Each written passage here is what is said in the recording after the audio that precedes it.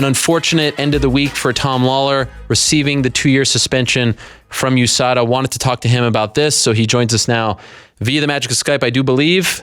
There he is, Tom Lawlor, taking a bit of a snooze, I think, not enjoying that interview with Khabib, or maybe he just had a long weekend. What is it? Oh, hold on, Ariel. Sorry. I've been waiting around for a while for this to get on air here, so I'm sorry. You'll have to excuse me if I fell asleep. I know you just had a guy who's pretty good at wrestling on your show, but yes. We've got a real wrestler here on now. Yes, I actually saw this. I saw some clips. You were at an indie show. Is something like Future Stars, FSW, is that it? Yeah, it's the Filthy Stars of Wrestling. Stars of Wrestling out of Las Vegas. This was your debut in the Squared Circle.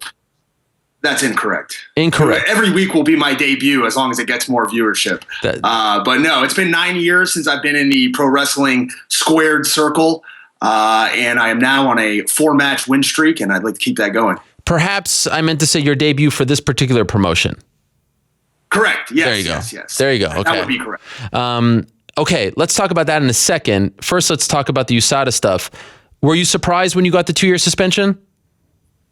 Well, no, I wasn't surprised that when I received the 2-year suspension. This is a process that's been ongoing for about 5 months. The initial surprise was when I received the first letter saying that there was a adverse finding in my sample. That's what was shocking. At this point, no resolution.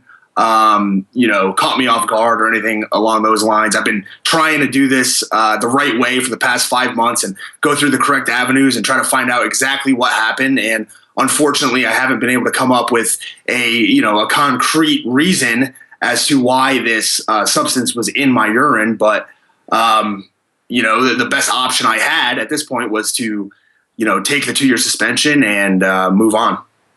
The substance that was found was Osterin. Is that correct?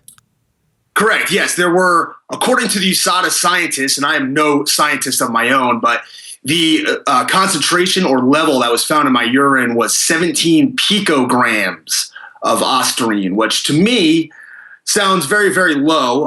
Apparently, this is a substance that has a very short half-life, like a 24-hour half-life. So I imagine that it cuts down pretty quickly in the body. The USADA scientists also told me when I was going through my records to kind of focus on the week before the date of the testing, which would have been October 10th of this past year.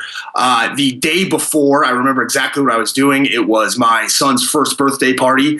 So I was able to retrace that entire day. I mean, there was not one thing in there that was abnormal that I consumed, unless you're talking about like a birthday cake that yes. I don't normally eat. But, the USADA was, I guess I would say pleasant to work with. They tested 2 samples of a supplement that I had sampled. Like, I'm at the gym and there's a cup of coffee laying around, which happens to be a coffee supplement. I have a sample of it. And that was the only thing that I could think of that was abnormal out of my normal schedule, besides going to somewhere like Jamba Juice or Tropical Smoothie Cafe or, drinking a Monster energy drink.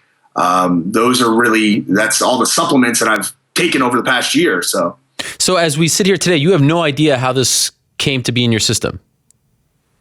No. And initially when the process was going on, I had sent Jeff Nowitzki, who works with the UFC in these matters, basically pictures of the substance that was in question. And, we thought it was a viable route to go down to look into it. And lo and behold, 2 separate batches later, 2 separate tests, and they both came back negative for the substance. And, honestly, financially, at this point, I'm not really in a position to dump a bunch of money into fighting this when it could possibly come out with the same exact resolution of a 2-year ban. That was actually my next question. Did you consider appealing it? I'm sure maybe if you could have, you would have liked to, but you're saying you just don't have those means? No, I could appeal it. I have the money to appeal it. The problem is that there's nothing for me to go on. It would be me going in there and it's my word against the scientific test. And I think I know which one's going to win out in that battle. So, I tried to work with USADA. I told them, basically everything that I could remember or, that I could think of, and they were willing to work with me. But they also contacted me before doing the second test on the supplement and asked if I would be willing to, cover some of the costs. And I expressed my concern with that right then, due to the fact that, it's probably going to come back the exact same. Yeah. Supplement come back the exact same. There's no guarantee that it's going to lead anywhere for me. And USADA was nice enough to cover that test. But, in the future, I think it was made quite clear that the bill would be on my foot, Huh. That is interesting. So I'm, again, like you, I'm no scientist, and this stuff is fairly new to all of us. Just reading a little bit about this substance, there seems to be no kind of medical use for it. I mean, the only reason someone would have it in their system is for a PED. Have you ever heard of it? Because I know Tim Means was caught with it in his system, but they found the supplement that it was, he took a tainted supplement, so to speak. Did you look into his story? Did you talk to him? Did you try to find any reasons how this could possibly end up in your system, even as small as a picogram, as you said? Yeah, absolutely. I spoke to Tim Means the day after I received the document stating that I had failed the test. I see people on the internet, these keyboard warriors out there, talking about, oh, well, this guy just took a 2-year suspension. Why didn't he fight it? You guys are fucking morons. I've been fighting it for 5 months. Okay, I didn't just take a 2-year suspension. I tried to find out what the deal was. I talked to every single person that I could. I talked to Tim Means, who's probably the best example of this in MMA, because it was found in his creatine, unlabeled. It was an unlabeled ingredient, and he was able to get his suspension reduced to 6 months. Now, one thing that goes along with that is it costs a lot of money to get that lawyer. And luckily, he had a substance that he knew that stuff was in. I have nothing that I can go ahead and point to when it comes to that. So hiring a lawyer isn't going to help me at all. Going to arbitration, paying the $2,700 that USADA and the UFC require a fighter to pay to go to arbitration, I didn't think that was worth it in this case either. You've never failed any kind of tests prior to this, correct? Correct. I think I'm like 15-1. My question is now. That even includes spelling tests. Right. Area.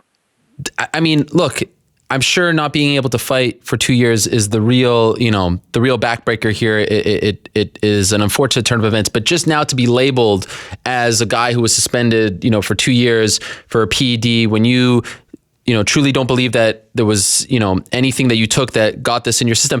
How much does that bother you at this point? You've gone your whole career without any infraction, and now here you are, labeled as such. Yeah, not only that, but I've been outspoken against PEDs, and I still will be. I mean, I don't think that the USADA, should be gone. I don't think that necessarily they should even change some of their protocols. There has to be things in place to safeguard against guys using PEDs. And unfortunately, if it requires there being a zero tolerance policy on these levels, then there's going to be casualties. In the long run, what the fuck does it matter in the grand scheme of mixed martial arts if Tom Lawlor fights again? It doesn't matter. It doesn't matter to the UFC. It doesn't matter to the sport of mixed martial arts as a whole. So whatever, I'll be a casualty. We'll see what happens in 2 years. I doubt I'll come back. Maybe the money will go up in between now and then, but I seriously really doubt it. Right. So what's the point? That was actually my next question. Are you done? I mean, because your tweet when you posted the results seemed to imply that this could end your career. Are you done fighting? I mean, you can't fight for 2 years now, obviously, but do you think that this will be the end of your career? I mean, if you look at it logically or realistically, I'll be 35 years old, which may not sound that old in the grand scheme of mixed martial arts, but I put a lot of miles on my body. I had my first fight in 2003 while I was still in college. And in between then, I was wrestling the whole time. I also did some professional wrestling, got into mixed martial arts. So it's been like 20 years of my body being through combat sports. And some days I feel really great, despite the fact I'm almost 34. Some days I don't feel so great. So we'll see how it goes. One thing, though, is that what's the point in me putting a bunch of time and effort into mixed martial arts and training if for 2 years it's not going to go anywhere? I need to find another source of income. I need to find another way to support my family. I have 2 kids. I'm recently engaged. I'm planning a wedding. I've got a life I need to worry about. regardless of the UFC or USADA. Did you consider trying to get released so that you can fight overseas where USADA isn't a factor? I've thought about it. At this point, I don't know what the UFC's policy is on this, because as far as even doing professional wrestling, the contact with the UFC has changed over the past few years. I was told in the past not to do some things on my own that would have helped me out professionally, and now I'm being told I can kind of take those same opportunities. So I don't know if it's a shift in policy with WME, IMG, or if this is the UFC's way of saying, you know what, we take a look at these on a case-by-case basis, and we'll help you out here since you're in a tough situation. I'm not sure what the introduction of USADA has been a polarizing issue for those who follow it, because I think on the one hand, we all want a clean sport and we want clean fighters. But the fact that the fighters didn't have a say in the matter and it was just sort of sprung upon you, the testing 365, 24/7, the whereabouts stuff, some of the appeals process, the way that they announce things, Okay, so they don't have all the results yet. They haven't sampled the beat sample and all that, which generally comes back the same. But they go ahead and release these suspensions, and you see a case in which they give a TUE to Chris Cyborg, and now she's going to face all this public outcry. And regardless of what the deal is with that situation, is it really the better policy to go ahead and announce these suspensions beforehand when you don't have all the facts on USADA's end? Another thing is USADA will hand out these whereabouts failures for TUEs for not communicating your whereabouts online or on an app, but they don't get back to you right away. It takes them days. I sent a letter regarding a whereabouts failure. It took 4 or 5 days. My first point of contact from USADA was the DCOR showing up at my door.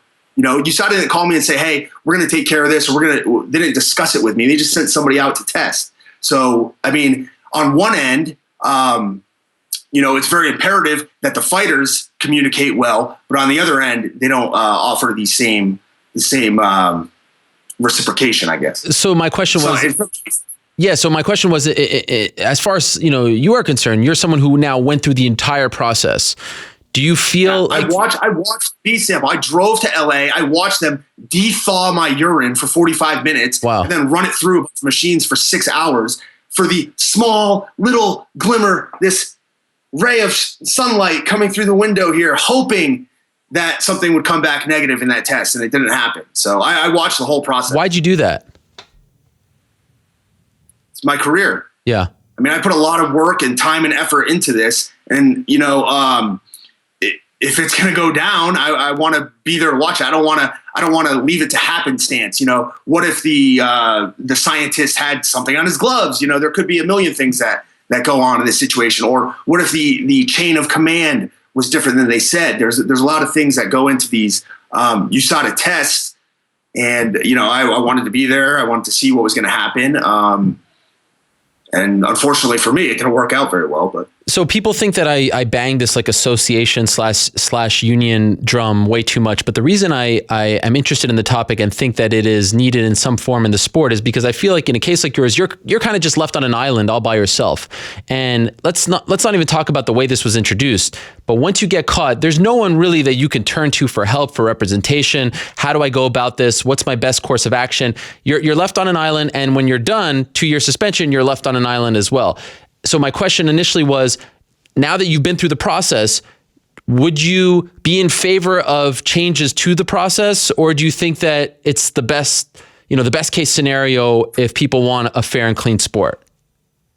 No, I mean, clearly there could be changes made, but one of the things is if you start doing that, you open up the floodgates. I take a look at the UFC the past week, they've issued 2 retroactive TUEs.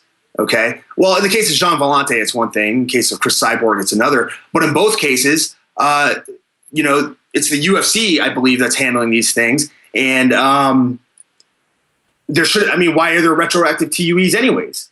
If the whole thing is that you should be transparent, you should be putting these substances on your forms, then somewhere along the line, Chris Cyborg's fucked up, didn't put the substance on there. Why is she getting a retroactive TUE?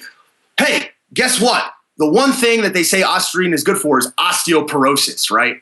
Who's to say my bones aren't all fucked up and I need a TUE? Yeah. Right? I've been beating the crap out of myself for years. I don't drink that much milk. Maybe my bones are hurting. Where does this begin and end is the question. Right. You're either going to have zero tolerance like it is, and maybe make some changes to the way that USADA announces things, or and just to be clear, it's the UFC, by the way. It's the UFC's decision to announce, not USADA. When USADA takes care of the Olympic athletes, they don't announce until it's all said and done. The UFC is opting for full transparency, so they get the initial suspension, they announce. Well, I'm not saying I agree with it. I'm just letting you know that it's their decision, not USADA's. Okay. I mean, well, then that needs to be changed, perhaps. I'm not here to point fingers at the UFC or USADA. I mean, like I said, I think that the policy is the right thing. There should be a zero tolerance policy. Otherwise, it starts opening up all these other things. Unfortunately, I'm caught in the situation where, it just sucks. I mean, I don't know what to say about it. Is it driving you? It's disheartening. Yeah. Is it driving you nuts, though? Like how something like this could just enter your system and you have no idea whatsoever where it came from? Yeah, but I mean, I have spoken to some other people. Lucien Boutet. Yes, boxer. Who I'm sure you're familiar with, failed for this substance. Lucas Brown, who's a boxer in Australia, he failed for this substance as well recently, like right after I did. There's an amateur wrestler, and this is really the one that kind of gave me a little bit of hope. There's an amateur wrestler by the name of Obi Blanc, who was very high up on the Olympic ladder for a while, and he is currently a assistant coach at North Carolina State. But I think in 2012 or 2013, he failed the USADA test, had over 25 things tested by his team, 25 supplements, took a polygraph, a lie detector, did all of that, still 2 years. Wow. So after speaking to him, and I believe every word that he said, I think you can be in this situation and still just get the shit end of the stick at the end of the day. So I've had people that have come out, and I've had fans support me. I'm going to have fans support me maybe for the wrong reasons, because they're fans and they just want to believe what I'm saying. I'm going to have people that are against me because no matter what I say, they just think I'm a cheater. Despite the fact I never competed or did anything competitive in this time frame where I had 17 picograms of Austrian in me. I'm sitting around just training at the gym, coaching. I don't know. I don't even know what the question was, Ariel. Sorry, I'm going. No. I certainly sympathize. I mean, it's your career. This is everything you've worked for. So you mentioned the wrestling stuff. Is the goal now to try to be a WWE wrestler? Like, are you going to try to get to Orlando and do that? You mentioned trying to, support your family, getting married, all this stuff. Is that the new career for you for the next 2 years plus? I don't know that WWE is the end goal. I don't know that was ever my end goal, even when I was doing professional wrestling back in the mid 2000s.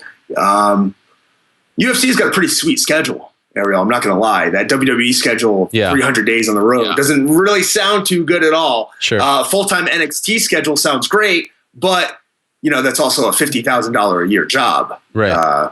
So basically, since USADA handed out the suspension last week, I've been taking it one day at a time. The goal is to kind of follow the path, I guess, that Matt Riddle has walked in those shoes, but I'm looking to blaze that path and blow right past them. Okay. So, professional wrestling is the goal at this point, and I'm going to keep going. Any interest from, I will admit I don't follow it as much, but I still know about the Ring of Honors and the TNAs, and I know Barnett recently popped up on TNA. Any interest from maybe not the WWEs of the world where, they're traveling a lot, but some of the kind of mid-level promotions, if you want to call them that?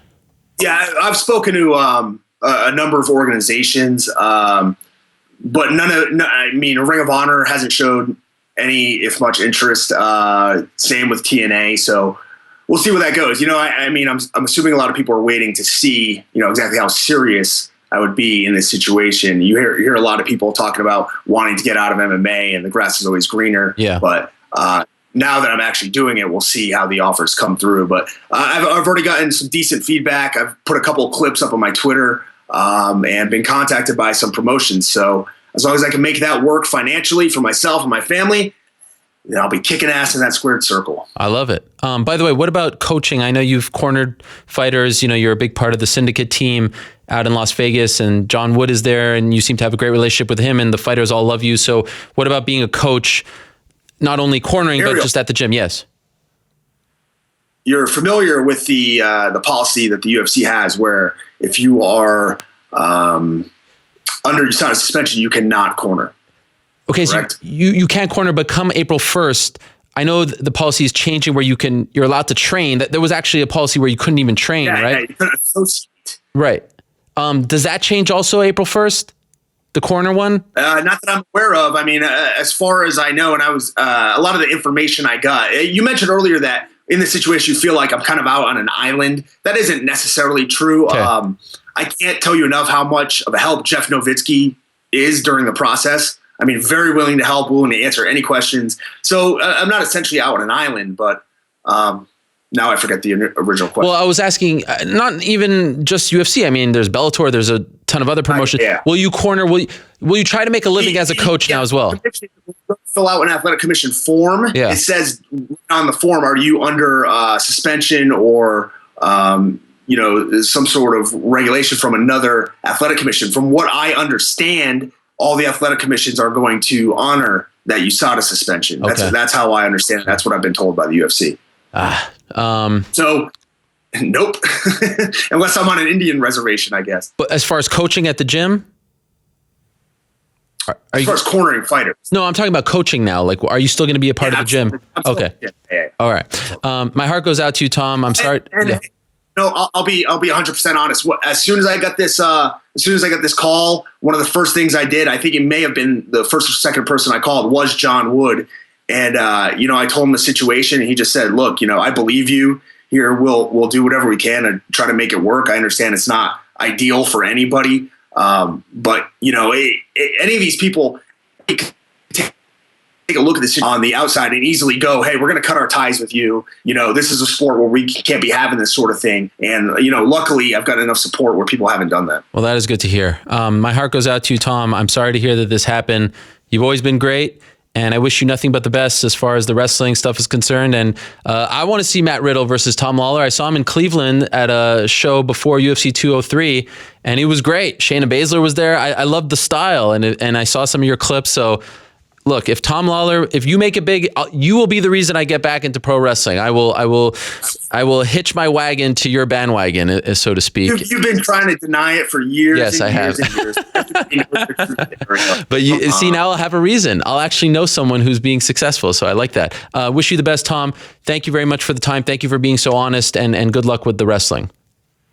Yeah, thank you. And Ariel, this goes out to anybody that's out there. Anybody, if you have questions about this situation, I will answer any question that you have. Please, I am trying to be as transparent as possible, and I am trying to figure out exactly what happened. So I respect that very much. If you have any help, please. I feel like this is unsolved mystery. Thank you, Tom. Much respect. Thank you. There he is, Filthy Tom Lawlor. An unfortunate turn of events, really is. But look, he's got something else under his hat, something else that's cooking. And I wish him the best. I really was impressed with Matt Riddle and Shayna Baszler when I saw them wrestle that night before UFC 203 in Cleveland. And if he has that similar style, that sort of MMA shoot style, I think it'll be good. I really do.